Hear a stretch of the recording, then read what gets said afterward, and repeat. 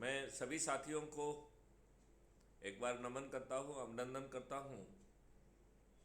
और मैं एक छोटी सी बात अपने सभी साथियों को कहना चाहूँगा कि अब जो है सोने का समय ख़त्म हो गया है। इतना बड़ा क्रांतिकारी बदलाव आने वाला है जिससे हम आप सभी की जिंदगियां बदलने वाली हैं। इतने बड़े बदलाव के लिए मुझे लगता है कि हमें जो प्रयास हम कर रहे हैं वो कम पड़ रहे हैं। अभी मैंने एक डॉक्यूमेंट जारी किया है जिसमें 5 अंतःविधाएँ और 18 बाह्य विधाओं के ऊपर बातचीत की गई है। तो मैं ये चाहूँगा कि सभी 18 विधाओं पे पूरा नेशनल अध्यक्ष से लेके हमें गांव तक पहुंचना है। विशेष तौर पर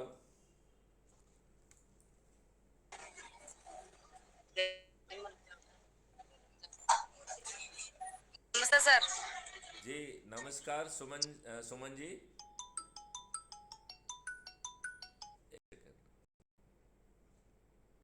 जी कहाँ है मैथिली शरण जी? इधर हाँ ही। वो आप उसको सिपाही होगा बाहर, उसको कहिए वो आपको आने हाँ देंगे। आगे आगे आइए आइए। हाँ वो आपको आने देंगे। सर आप सामने आएंगे तो मेरे को आपसे बात करनी है। बहुत करप्शन चल रहा है सर जे जे कॉलोनी में, कुछ समझ में नहीं आ रहा क्या करूं। अभी जहाँ जाती हूँ पुलिस ने रेड तो कर दी है अभी आपकी वही कुछ। लोग कमेंट करते हैं कि तेरे पति ने ऐसा आने किया, दीजिए तेरे आने बेटे दीजिए ने आने ऐसा दीजिए। किया। मैं क्या करूं सर, बताइए आप, आइए आइए, बैठिए बैठिए। जबकि कुछ हाँ किया भी नहीं है। देखो, करप्शन की जो प्रॉब्लम है वो आपको समझना पड़ेगी कि करप्शन की प्रॉब्लम हमें दुष्टता में और विरासत में मिली है। हमारे राजनेताओं ने स्वयं करप्शन को संरक्षण देके रखा है। लेकिन अब हमारी इसमें रणनीति आप लोगों को समझना चाहिए जाओ ना, नहीं काटेगी। कि हमें जो है जो कार्यालय खुला है, अभी संजय सिवाल जी यहाँ आने वाले हैं और हम लोग बैठ के इसकी बृहद जो है रूपरेखा। आजा एक और बार। हाँ जी बोलिए। एक मिनट, अच्छा ये हमारी बात ही नहीं जा रही है। मैं आपसे, मेरी आवाज़ नहीं जा रही थी, मुझे एहसास नहीं था इस बात का। तो मैं आपको ये बताना चाहता हूँ कि हमारी दो अप्रोचें हैं। एक अप्रोच है कि जहाँ पैर में बिमारी फटी हुई है वहाँ पर हमें लोगों को तत्काल राहत पहुँचाना जरूरी है। और जो एक कार्यालय खोले गए हैं इसके पीछे मकसद भी यही है। मैं चाहूँगा कि ये कार्यालय विधिवत वर्क करे, वहाँ पर पूरी स्टेशनरी रहे, हमारे वहाँ पे ऑथराइज सिग्नेटरी भी रहेगा। और हमने एक विस्तार में प्रक्रिया समझाई थी मिस्टर अरुण ऋषि जी को। मैं चाहूँगा कि वो वीडियो अपलोडेड है, उस प्रक्रिया को यदि आप सुन लेंगे तो आपको पूरी बात समझ में आ जाएगी। मैं आपको इतना कहना चाहता हूँ कि आज की व्यवस्था में भी हमारे पास इतनी शक्ति है कि जो सरकारें हमें अच्छी व्यवस्था नहीं देंगी वो आर्टिकल 356 के तहत डिसमिस की जा सकती हैं। 4 तरीके की अकाउंटेबिलिटी आज के नियम कानून में पावर से बाहर रहकर भी काफ़ी हद तक ग्राउंड पर इन्फोर्स की जा सकती है, जिसमें लीगल अकाउंटेबिलिटी है, एडमिनिस्ट्रेटिव अकाउंटेबिलिटी है, लेजिस्लेटिव अकाउंटेबिलिटी है और कॉन्स्टिट्यूशनल अकाउंटेबिलिटी है। तो सुमन जी मैं चाहूँगा कि एक बार आप उस वीडियो को ध्यान से सुनेंगे तो आपको बहुत राहत मिलेगी।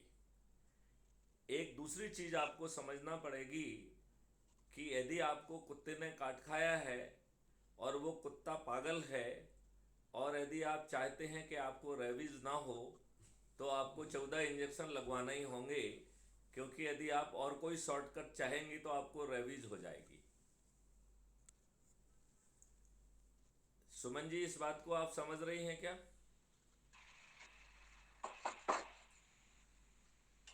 Yes sir. तो मैं आपसे चाहूँगा कि आप उस वीडियो को बड़े ध्यान से सुने। हमने विस्तार में उसमें बताया है कि हमारी तरफ से क्या, हाँ, हमारे विस्तार से हमने बताया है कि कैसे क्या क्या हमारी कार्रवाई होगी। और हम राज्यपाल को, जो कि संविधान में व्यवस्था है कि हर महीने उन्हें एक रिपोर्ट देना चाहिए कि सरकार क्या संवैधानिक तरीके से चल रही है। ये दुष्टता का विषय है कि भारत में किसी भी राज्य की सरकार अभी संवैधानिक तरीके से नहीं चल रही है। तो हम इसे बड़ी आसानी से, बहुत आसानी से हम वर्तमान परिस्थिति को बदल सकते हैं। इसके लिए बहुत दिक्कत की बात बिल्कुल नहीं है, लेकिन हमें यदि स्थायी परिणाम देना है तो जो 18 बाह्य विधाएं आपको बताई गई हैं, आप लोग अपना माइक ऑफ कर लीजिए जब तक बोलना ना हो।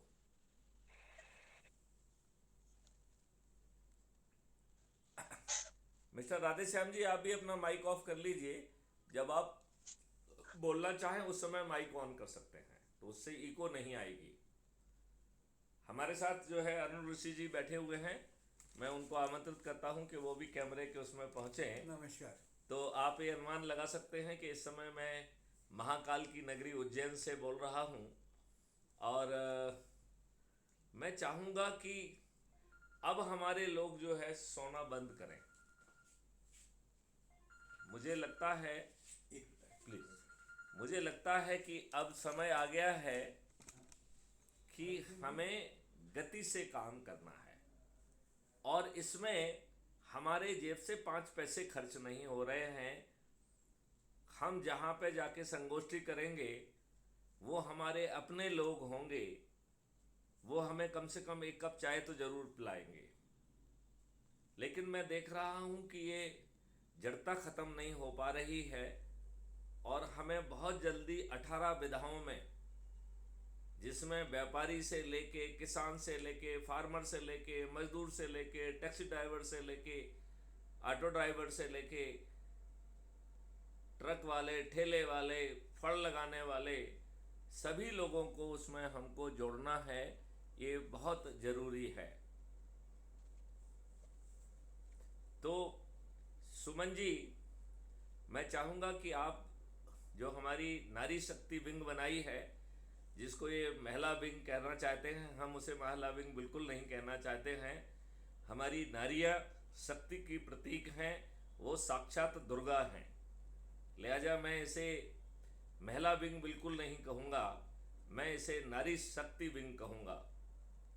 मैं चाहूँगा कि आप उस ग्रुप में हैं, मैंने आपका नाम देखा था। आप ज़रा बहुत जल्दी ग्रुप बनाइए उसमें, और जगह जगह पे क्राइम फ्री भारत के कार्यालय खोल दीजिए। आपके साथ आज अन्याय नहीं हो पाएगा।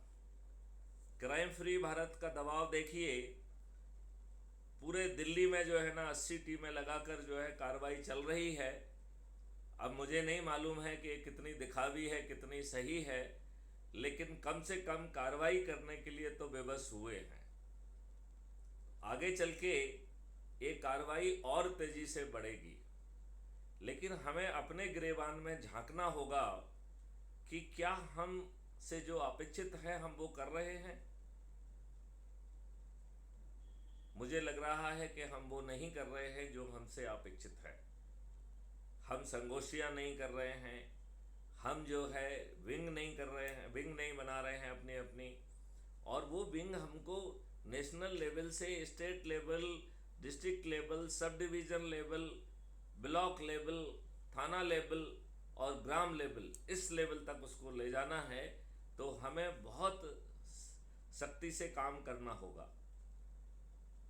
मैं चाहूँगा कि 7 से 8 या अपने हिसाब से आप कोई समय तय कर लीजिए जिसमें फॉलो अप मीटिंग लेना चाहिए। हमें हर दिन अपना टास्क बताना चाहिए। यदि हम अपना टास्क बताएंगे तो बहुत उसका फॉलो अप लेंगे तो उसका इम्पैक्ट आने लगेगा। तो टास्क दो तरीके के हैं। नंबर 1, हमें ऑर्गेनाइजेशनल सेटअप बनाना है, और दूसरा उस ऑर्गेनाइजेशनल सेटअप को जो है ना आगे निकाल के जगह जगह पे संगोष्ठियां कराना है और जगह जगह पे कार्रवाई करना है। तो हर विंग का अलग अलग काम चालू होगा। आपको जान के ताज्जुब होगा, उसमें सीए हैं, उसमें इंजीनियर्स हैं, उसमें डॉक्टर्स हैं, उसमें वकील हैं, और उसमें युवा हैं, नारी शक्ति तो है ही है, किसान हैं, पंच सरपंच हैं, मजदूर हैं। तो इस प्रकार जो है सभी लोग जो आज की व्यवस्था से पीड़ित हैं उन सबको जुड़ना होगा। हम मात्र 9 दिन के प्रयास से 100 करोड़ तक पहुंच सकते हैं, लेकिन यदि हम सोते रहेंगे तो ये 90 साल में भी पूरा नहीं होगा। अब निर्णय आपको लेना है कि आप 90 साल तक सोते रहना चाहते हैं। 75 साल आप ऑलरेडी इन दुष्टों की व्यवस्था झेल चुके हैं, और सभी राजनेता दुष्ट हैं, एक भी राजनेता अच्छा नहीं है। इन्होंने अपने देशवासियों के ऊपर गुलामों के नियम कानून थोप के रखे हैं। जो अंग्रेजों ने सोची समझी साजिश के तहत भारतीयों को प्रताड़ित करने के लिए, उत्पीड़ित करने के लिए, अपमानित करने के लिए, उनमें हीन भावना पैदा करने के लिए और उन्हें प्रक्रिया में उलझाकर तोड़ने के लिए, उनकी कमर तोड़ देने के लिए जो व्यवस्था बनाई थी, इन दुष्ट राजनेताओं ने उसे 75 वर्ष के बाद भी हमारे ऊपर थोप के रखा है। हमारे माननीय प्रधानमंत्री नरेंद्र मोदी जी ने लाल किले से पिछले वर्ष 15 अगस्त 2022 में 5 प्रण लिए थे, जिसमें से एक प्रण था गुलामी के हर अंश से मुक्ति। मुझे लज्जा आती है, मुझे पीड़ा होती है जब मैं देखता हूं कि हमारे माननीय नरेंद्र मोदी जी को इन गुलामी के नियमों में, इन गुलामी के व्यवस्था में गुलामी की बदबू नहीं आती है। अब नरेंद्र मोदी जी को जो करना है वो करते रहें। 2024 में अपराध मुक्त भारत मिशन 21 लाखों को जमीन पर उतार देगा, जिसके तहत हम गुलामों के नियम कानून में आमूल चूल परिवर्तन कर देंगे। आपकी जो प्रशासनिक व्यवस्था है, जो आजकल भ्रष्ट भी है, असंवेदनशील भी है, दुष्ट भी है, क्रूर भी है, और आपका सिर फटा रहता है, फिर आपकी सुनवाई नहीं करती है, और बाहुबली और पैसे वालों के कहने पर झूठा मुकदमा कायम करके 2 झूठे गवाह जो है ना के बयान काटकर आपको गिरफ्तार कर देती है।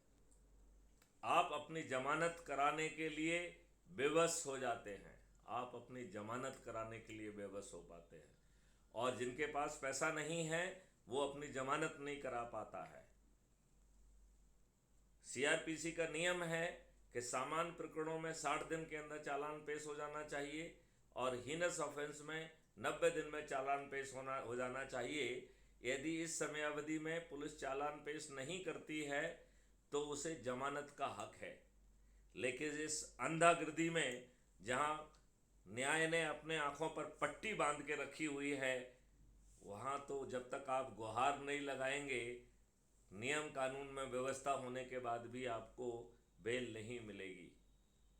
अब जो है न्याय व्यवस्था को अपने आंखों की पट्टी न केवल खोलना है बल्कि 1000 नेत्र पैदा करना है। जज न्याय जो है तब तक नहीं दे पाएगा जब तक वो स्वयं एक बार घटनास्थल पर जाके जो उसको बयान आए हुए हैं उसको अपने लेवल से सेटिस्फाई करेगा। वह जो है अंधा निर्णय देने वाला नहीं होना चाहिए। क्योंकि वो अंधा है। जिंदगी तो हमारी दांव पे लग रही है। हमारी जिंदगी से खिलवाड़ करने का किसी को भी हक नहीं, ना इन दुष्ट राजनेताओं को और ना ही इस दुष्ट न्यायिक व्यवस्था को। इस न्यायिक व्यवस्था को भी दुष्ट कहना ही पड़ेगा, क्योंकि हमारे चीफ जस्टिस ऑफ इंडिया ने भी कहा है कि यहाँ पर गरीबों को न्याय नहीं मिलता है। जो न्याय खरीद सकता है उसे न्याय मिलता है, उसे भी नहीं मिलता। और जो खरीद सकता है वो न्याय की जगह अन्याय करता है। तो ये पूरी दुष्ट व्यवस्था है। लेकिन मेरा आपसे कहना है कि यहाँ पर चर्चा करने की बजाय हम एक्शन करें। चंद महीनों में हम मध्य प्रदेश, राजस्थान और छत्तीसगढ़ में इस व्यवस्था को बदल पाएंगे नवंबर के महीने में। और 2024 में मैं आपको गारंटी देता हूं, यदि आप लोग सिर्फ अपने आसपास के 10 लोगों को जागृत करके और उनको भी जो है ना शपथ दिलाते हुए यदि आप उनको जोड़ते हैं, और मैं आपसे अब अनुरोध ये करता हूं कि वो शपथ को जब आप जोड़ रहे हैं तो उस समय वो शपथ पढ़िए, उसका वीडियो बनाइए, जिससे वो शपथ बार बार जो है ना पढ़ने की आदत पड़ना चाहिए। क्योंकि वो शपथ ही एक ऐसा यंत्र है जिसके माध्यम से हम बिना 5 पैसे खर्च किए, बिना जो है ना चुनाव प्रचार किए, सभी राजनीतिक पार्टियों के सभी राजनेताओं को पराजित कर पाएंगे।